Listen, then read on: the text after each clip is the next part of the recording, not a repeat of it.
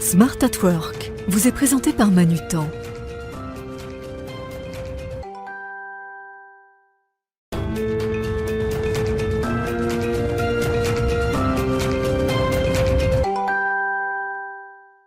Bonjour à tous et bienvenue dans votre émission mensuelle Smart at Work. J'ai le plaisir de vous retrouver aujourd'hui pour parler de data et de RSE. Comment est-ce que la data peut se mettre au service de la RSE? Ce sera notre grande question du jour.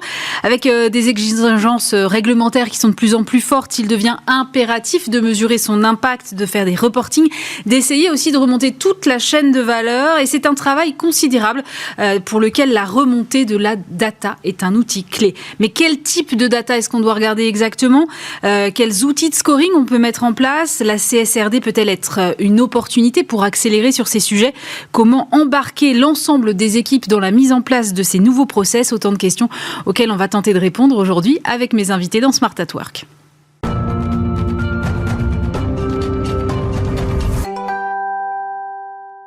Et pour commencer cette émission, j'ai le plaisir de recevoir Martin Beignet. Bonjour. Bonjour. Vous êtes cofondateur et CEO d'Olis. Alors avant qu'on en vienne à comprendre ce que fait Olis, moi je voudrais savoir si avoir une stratégie RSE selon vous, ça commence par comprendre le cycle de vie de ces produits. Est-ce que finalement c'est ça la base aujourd'hui d'une stratégie RSE? Alors dans une stratégie RSE, il y a plusieurs volets. Il y a déjà le volet entreprise, celui dont on parle depuis quelques années maintenant, avec la NFRD, la CSRD maintenant, où on va regarder les actions qui sont portées au niveau environnemental, au niveau sociétal aussi par l'entreprise, et souvent d'un point de vue calculatoire, d'un point de vue données, ça va s'appuyer sur un bilan carbone. D'accord. De plus en plus maintenant, on a un deuxième volet qui est en train d'émerger, au niveau français en particulier, qui est le volet produit. Et là, effectivement, l'objectif va être de pouvoir calculer un score environnemental par produit, et pour faire ça, il faut être capable de remonter le cycle de vie des matières premières jusqu'à la fin de vie de chaque produit. Et pourquoi c'est particulièrement le cas en France? Alors la France est un petit peu pionnière dans ce domaine. La norme d'analyse de cycle de vie a été une norme AFNOR avant de passer norme ISO. Et depuis, on est resté dans un peu le haut du panier sur ces thématiques-là, avec l'ADEME notamment. Et les premières réglementations qui portent sur ce sujet, il y a eu la loi AGEC qui demande l'information du consommateur, qui est une pré-ébauche d'une analyse de cycle de vie. Et puis maintenant, l'affichage environnemental, dont le décret devrait paraître dans les prochaines semaines normalement, qui lui va vraiment appeler une analyse de cycle de vie complète. C'est compliqué de faire cette analyse de cycle de vie. Il faut remonter assez loin finalement dans le sourcing. Comment est-ce qu'on fait quand on a des centaines, des milliers de produits en référence par exemple, ou quand on dépend soi-même de fournisseurs?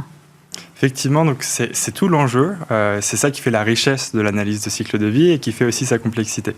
Jusqu'à maintenant, on avait beaucoup de consultants, c'était le métier principal, qui travaillaient avec des logiciels peut-être un peu moins adaptés à une massification de la pratique, qui étaient plus là pour vraiment rentrer dans le détail, pour avoir des projets un peu emblématiques. Et maintenant que les réglementations sont en train de pousser, maintenant que les consommateurs veulent de plus en plus d'informations, que les investisseurs aussi demandent plus d'informations qui soient fiables pour qu'ils puissent juger là où ils mettent leur argent, on a besoin d'être capable de scorer sur des milliers, des dizaines de milliers, voire des centaines de milliers de produits. Et pour faire ça, on commence à utiliser des outils qui vont à la fois interpoler des données génériques, donc des données moyennes pour chaque étape, et qui vont être capables d'aller chercher de l'information dans les logiciels internes de l'entreprise, et puis aussi au niveau de chaque fournisseur, avec une traçabilité qui est récursive. C'est ça que fait Olis exactement? C'est ça que fait Olis exactement. Nous, on s'est appuyé vraiment entre ces deux mondes. C'est-à-dire qu'on est à la fois capable d'automatiser, de permettre à des entreprises qui ont des milliers, dizaines de milliers de références de venir en quelques minutes charger leurs données et avoir déjà des premiers scores, et ensuite de faire la démarche de traçabilité, mais aussi pour celles qui veulent pousser, pour faire de l'éco-conception sur des produits qui peuvent être assez complexes. Je pense à des clients dans l'électroménager, dans le secteur minier par exemple, être vraiment en capacité de creuser la donnée, de descendre dans les flux élémentaires, les flux de la technosphère, tout ce jargonnage un peu technique, mais qui est important pour certains projets, et de le faire aussi bien que des logiciels qui auparavant étaient uniquement destinés aux experts. Il y a des moments où vous n'arrivez pas à trouver la data, où la data, elle n'existe pas tout simplement? Oui, effectivement. Alors, il y a deux types de données. Il y a les données qu'on appelle background et les données foreground.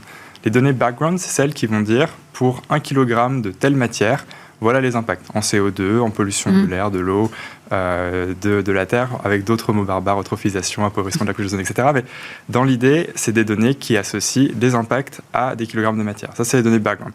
Et celles-ci, il y a une très grande base de données dans le monde qui s'appelle EcoInvent, qui est celle qui est majoritairement utilisée, et d'autres bases qui ont été construites, notamment celle de l'ADEME qui s'appelle la base empreinte. Et puis, à côté de ça, on a les données foreground. Les données foreground, c'est de dire, pour mon produit, moi, j'utilise peut-être par 1 kilo, peut-être 500 grammes de telle matière, 200 grammes d'une autre, et puis c'est transporté depuis telle zone géographique, par tel moyen de transport. Et en fait, c'est toutes les données qu'on va utiliser pour réassocier foreground et background et être capable de scorer l'impact d'un produit. Quand on a son score à la fin, quelle est l'utilité ? C'est-à-dire, est-ce que c'est juste un peu comme le Nutri-Score, quelque chose d'affiché et au final, voilà, c'est au consommateur de faire son libre choix, ou est-ce que ça engage l'entreprise à peut-être faire des efforts ? Alors, il y a peut-être 2-3 éléments à regarder. Effectivement, le principe de l'ACV, c'est déjà de quantifier. C'est la première étape. Analyse du cycle de vie. Analyse de cycle de vie, effectivement, ACV pour son acronyme. Cette analyse de cycle de vie, quand on quantifie, on permet d'être en conformité déjà avec les réglementations qui imposent tout ou partie de cette méthodologie. Et puis, une fois qu'on présente ce score au consommateur, eh bien, on donne un nouveau volet sur lequel on va être comparé. Avant, il y avait le prix, il y avait la qualité qui jouait beaucoup, et puis maintenant, on commence de plus en plus à avoir ce volet environnemental. Et donc, charge à chaque entreprise d'améliorer son produit pour ne pas être vu comme étant le moins bien disant parmi ses concurrents. Donc, effectivement, il y a besoin de s'améliorer. On peut le faire en interne, on peut le faire en externe avec des consultants. Ça dépend un petit peu de sur quel volume on souhaite avoir ce type de pratique et avec quel niveau d'intensité. Merci beaucoup Martin. Vous restez avec nous. On va continuer cette discussion avec 2 chefs d'entreprise dans un instant.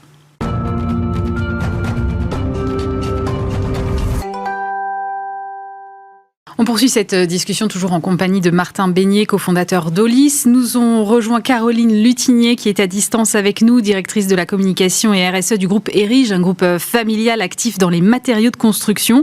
Antoine Compin également, directeur général de Manutan France et partenaire de cette émission. Bonjour à tous les deux. Antoine, je me tourne vers vous. J'entendais ce que disait Martin tout à l'heure. Il me disait, voilà, la RSE, la data, il faut aller la chercher partout pour faire progresser des outils de scoring. J'ai l'impression que cette data, elle est finalement disséminée un peu partout dans l'entreprise, déjà, pour commencer. Est-ce que vous arrivez à mobiliser l'ensemble de vos collaborateurs sur cette importance de la data et de la faire remonter surtout ? Bonjour Ali, bonjour à tous. Alors oui, bien sûr, et je pense que Martin l'a très bien expliqué, la donnée est clé. Nous, ce qu'on met avant tout en avant, la donnée et son utilisation, c'est la stratégie RSE que l'entreprise a établie et a affirmée. Et on va ensuite effectivement collecter de la data avec différents moyens pour soutenir cette stratégie RSE. Cette donnée, elle n'est pas au même endroit partout au même moment. Manutan est un distributeur de matériel, ce qui signifie qu'on s'appuie sur des fournisseurs fabricants qui ont dans les mains une partie de l'histoire. On va s'appuyer aussi sur des partenaires qui vont s'occuper du transport de marchandises, qui ont également une partie de l'histoire. Et il faut qu'on collecte l'ensemble de ces informations pour en avoir une lecture la plus proche possible qui va venir soutenir cette stratégie RSE. Par exemple, lorsque l'on dit que l'on va baisser de 5% l'empreinte carbone sur les 3 scopes, le scope 1, le scope 2 et le scope 3, lorsque l'on sait que le scope 3, c'est déjà 80% en moyenne de l'ensemble de ces 3 scopes et que ce scope 3, c'est majoritairement les produits qui sont achetés, donc commercialisés par Manutan, on a effectivement tout intérêt à collecter les bonnes données pour soutenir à la fois notre propre stratégie RSE, mais aussi celle de nos clients qui comptent effectivement pour Manutan. Caroline Lutigné, cet éclatement de la donnée qui est finalement présente un peu partout, j'imagine que vous y êtes confronté de la même façon chez Erige. Comment est-ce que vous traitez cette problématique ?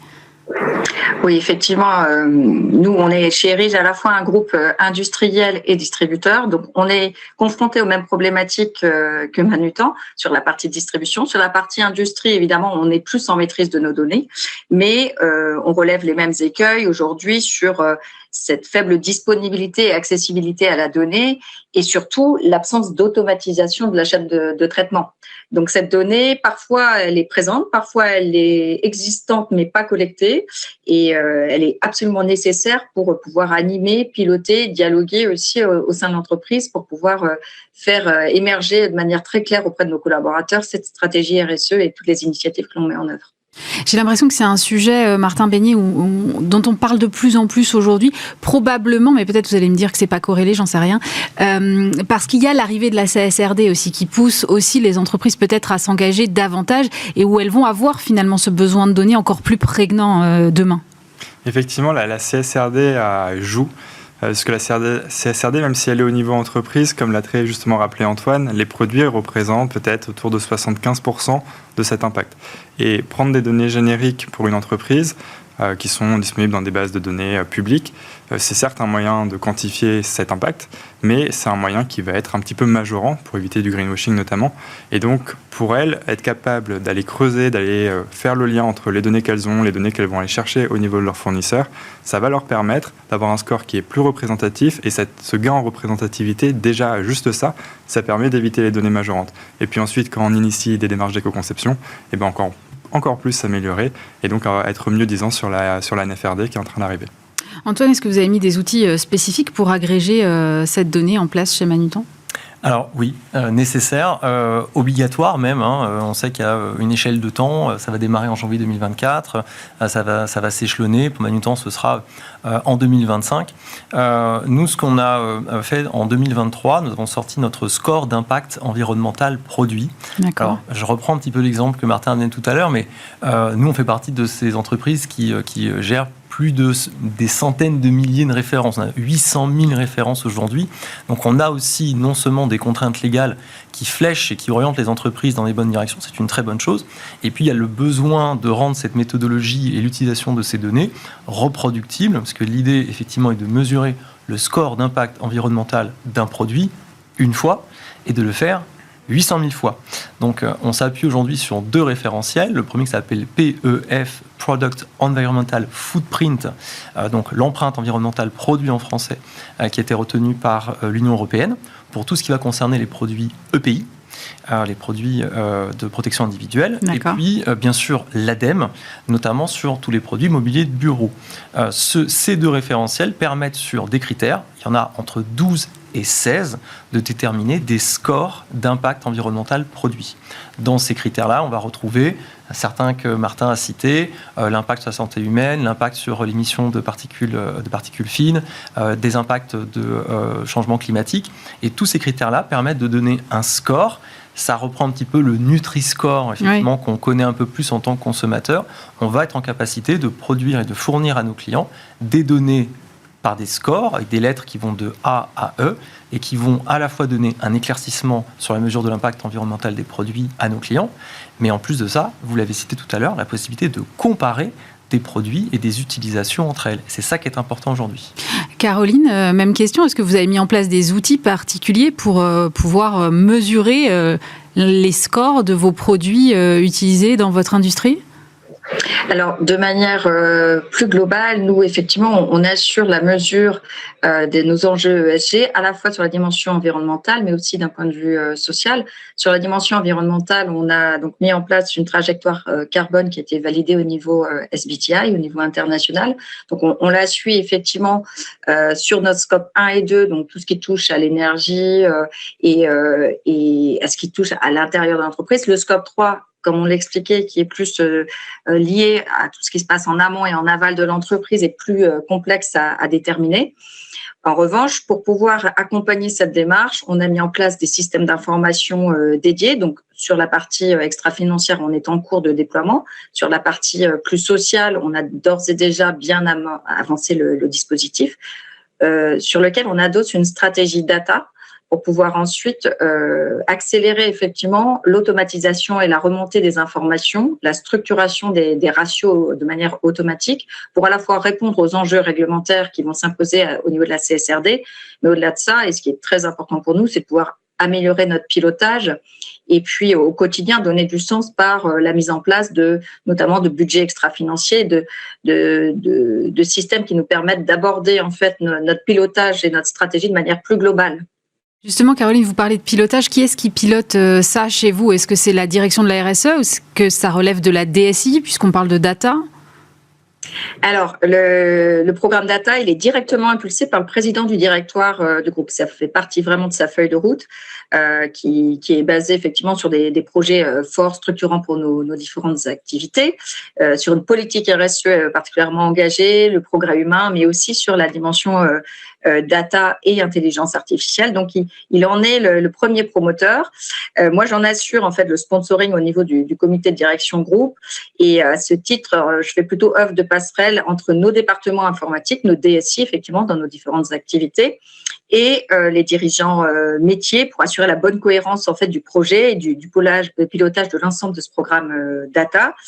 Je suis accompagnée par des prestataires extérieurs et qui s'assurent effectivement de toute la partie architecture, planning, cohérence, gouvernance, etc.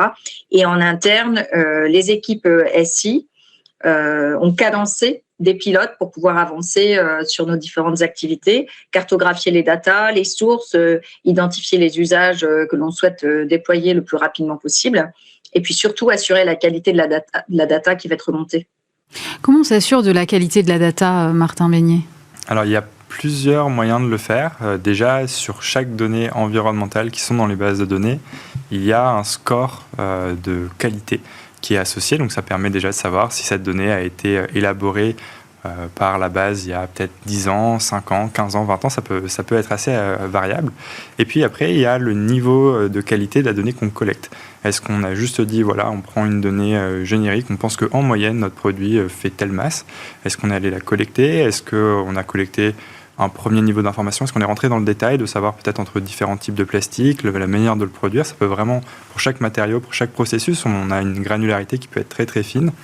L'idée étant que il faut chercher évidemment à avoir de la qualité, mais il ne faut pas non plus oublier que l'enjeu est surtout déjà de mettre un score sur l'ensemble de ces produits et que vouloir à tout prix faire du 100% super pointilleux, eh ben, ça va se faire aux dépens de l'énergie, des ressources qu'on peut exploiter pour tous ces autres gammes de produits. Donc nous, typiquement, avec notre outil, ce qu'on identifie, et j'entendais Caroline parler d'intelligence artificielle, ça fait partie des outils qu'on exploite activement sur la plateforme pour permettre d'identifier quels sont les leviers d'action et comment est-ce qu'avec quelques actions très simples qui sont valables sur le plan environnemental et sur le plan économique, on va être capable de réduire l'impact d'un produit ou en tout cas d'augmenter la qualité de ces données, ça dépend un petit peu de la démarche qu'on souhaite faire, sans être obligé systématiquement de devoir tout collecter. Antoine, dans quelle mesure cette data, une fois collectée, elle éclaire en tout cas la stratégie future d'un groupe comme le vôtre ? Elle l'éclaire dans le sens où, comme pour Caroline, notre directrice de la RSE qui a été nommée il y a 3 ans est rattachée directement au président de l'entreprise. Donc ça montre bien qu'il n'y a pas d'un côté une stratégie produit, de l'autre une stratégie commerciale ou encore une stratégie data, et que la stratégie RSE viendrait comme ça sur le côté, doublée un petit peu par la gauche ou par la droite. C'est véritablement la stratégie de l'entreprise. Quand Manutan fixe sa mission comme étant entreprendre pour un monde meilleur, ça montre bien l'impact qu'on a envie d'avoir sur la société au sens très large, dont l'environnement. Et donc c'est cette stratégie qui fait en sorte de driver ensuite toutes les autres actions qui sont entreprises par nos collaborateurs. Donc bien sûr, on l'explique, on donne beaucoup de sens à la mission que l'on donne à l'entreprise. Et puis surtout, on va aller chercher aussi nos fournisseurs qui sont nos partenaires, où on va ensemble définir la meilleure façon de lire les données que parfois ils possèdent, parfois ils ne possèdent pas en totalité, pour faire en sorte de traduire ça dans un score qui soit entendable par nos clients, puisqu'on souhaite dans un premier temps le mesurer, dans un deuxième temps améliorer la mesure. Donc c'est à la fois une sorte de course vers le nombre de références. Encore une fois, 800 000 références dans un catalogue, ça nécessite d'y consacrer bien sûr du temps, c'est très important. Et puis bien sûr, l'amélioration de ce score et dans les achats qui sont quelque part la manière dont nos clients vont également mesurer leur propre performance. Donc on travaille à co-construire avec eux via une méthodologie qu'on appelle Save Inside qui leur permet d'optimiser leurs achats. On va par exemple dire à nos clients, le produit que vous recherchez est là et vous avez la possibilité de commander une alternative qui est une alternative permettant la même utilisation de produit mais sur lequel le score d'impact environnemental produit est meilleur. Et à partir du moment où on a réussi à faire ça, je dirais ensemble, nos fournisseurs, nos clients et nos collaborateurs, on a tout gagné. Caroline Lutinier, comment est-ce que vous, de la même façon, vous engagez à la fois vos collaborateurs mais aussi peut-être vos clients, vos fournisseurs sur ces sujets-là ? Alors nous, depuis l'arrivée de notre président il y a 3 ans, effectivement, on a mis un grand programme au niveau de la stratégie d'entreprise de manière à ce qu'elle soit pleinement incarnée à tous les niveaux du groupe, à travers la gouvernance, tout d'abord, avec la mise en place d'un comité RSE, du conseil de surveillance, une formation de l'ensemble des acteurs de la direction et derrière aussi des plans d'objectifs et d'intéressement pour les collaborateurs basés directement sur la stratégie RSE du groupe, qui est évidemment alignée avec la stratégie globale de l'entreprise.